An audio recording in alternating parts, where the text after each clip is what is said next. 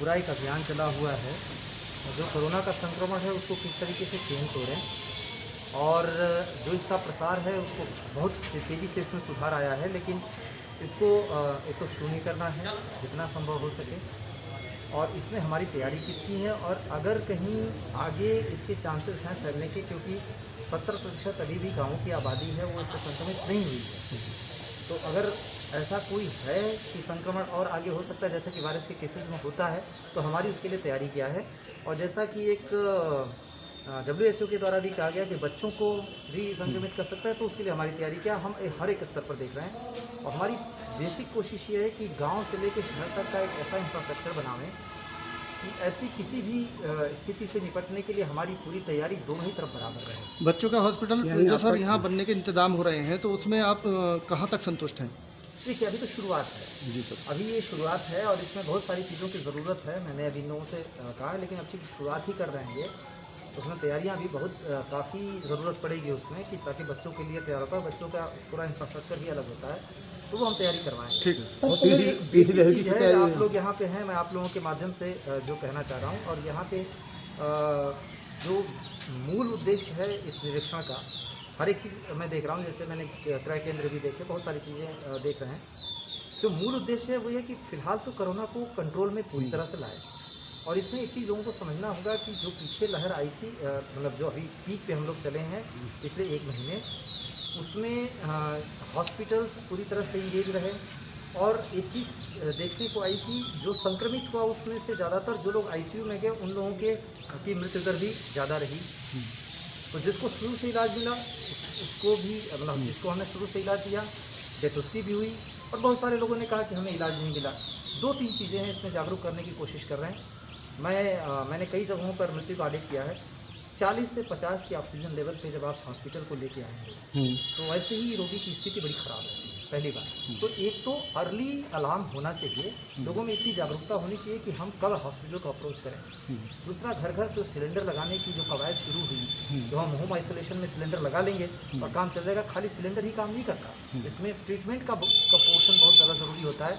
तो जब आपको हॉस्पिटल की ज़रूरत है, हॉस्पिटल नहीं आनी चाहिए। लेकिन उससे भी ज़्यादा इम्पॉर्टेंट चीज़ ये है कि लोगों ने अभी इसका कहर देखा है, और पूरे दुनिया के डॉक्टर बोल चुके हैं कि 2 ही सबसे ज़्यादा इम्पॉर्टेंट उपाय हैं इससे बचने के। पहली बात ये है कि हम इसको होने ही न दें, संक्रमण फैलने न दें, और दूसरा वैक्सीन। और इन दोनों पर हमारा खासा फोकस होना चाहिए। अभी भी बहुत सारे लोगों में जागरूकता इस चीज़ को लेके नहीं है। अभी भी उन्होंने जो मास्किंग है, डिस्टेंसिंग है, इसको लॉ एंड ऑर्डर प्रॉब्लम के तौर पर देख रहे हैं। हमें अगर बचना है, मैंने ग्राम प्रधानों से भी आज बात की, मैंने कहा अगर बचना है तो हमें इसको ज़्यादा से ज़्यादा लोगों के दिमाग में डालना पड़ेगा कि बचाव ही सबसे बड़ा उपाय है। और दूसरा, जैसे जैसे वैक्सीन आती है हम वैक्सीन पे जाएं, और वैक्सीन जो लोग एलिजिबल हैं वो वैक्सीन लगवाएं। सर, ब्लैक फंगस रोकने के लिए क्या इंतजाम किया जा रहा है? ब्लैक फंगस देखिए, बचाव में एक चीज़ आप देखिए कि कोरोना में सब लोगों ने हर एक चीज़ तरीके से हाईलाइट किया कि जो व्यवस्था थी, व्यवस्था इसके लिए तैयार नहीं थी। सब कुछ क्या हम तैयार थे? जिस बीमारी को सबसे ज़्यादा, अगर जिसका लेवल यह है कि संक्रामक है, बड़ी तेज़ी से फैलती है, और उसका अगर पूरी दुनिया के डॉक्टर कह रहे हैं कि उसका जो बचाव सबसे बड़ा, कि हम इसको होने न दें, संक्रमण को फैलने से रोकना सबसे इम्पॉर्टेंट है। तो सोचिए इसमें रोल सबसे ज़्यादा किसका बनता है? पब्लिक का। तो क्या हम रोल अपना प्ले कर पाए? जो पब्लिक है वो आज भी इस चीज़ को समझती है कि संक्रमण कैसे फैलता है, क्या उससे अभी भी हम बचाव को उपाय कर रहे हैं, ये सोचना होगा। क्योंकि इसीलिए मैंने जानबूझ के कहा कि जिसको इलाज मिला, ऐसा नहीं कि उसकी डेथ नहीं हुई। तो सबसे पहली चीज़ है कि इससे बचाव करना होगा, और गंभीरता से। मैं ये आप चाहे जितनी भी थ्योरी दुनिया की लगाई सबकी सुन लीजिए, लेकिन जीवन पहले है। उसमें न कहीं किसी तरीके की कोई विचारधारा आनी चाहिए, न किसी तरीके की सोच आनी चाहिए। जीवन को बचाने के लिए सब लोगों को आगे आना पड़ेगा, और बिना सबके सहयोग के बीमारी पे कंट्रोल हम नहीं कर सकते। सर, सवाल है, जो कोविड पेशेंट है जिनको L2 बनाया गया, अस्पतालों को वहाँ 25 साल में परमानेंट रोज चार्ज दिया जा रहा है, उसमें क्या कहना है? जो संबंध में L2 हॉस्पिटल बनाए गए हैं प्राइवेट में, जी, वो 25 साल में परमानेंट ले रहे हैं। देखिए, इसके संबंध में मैंने आज ही DM साहब से बात की है। जहाँ पे ओवर चार्जिंग होगी उस पर हमारी सख्ती रही है, मुरादाबाद में भी किया गया है, हॉस्पिटलों में रेट डाला समझ। और यहाँ तक कि उसकी हमने दूसरी भी व्यवस्था की हुई है, जैसे जो मरीज़ भर्ती होते हैं उनके कॉन्टैक्ट नंबर हमारे पास होते हैं।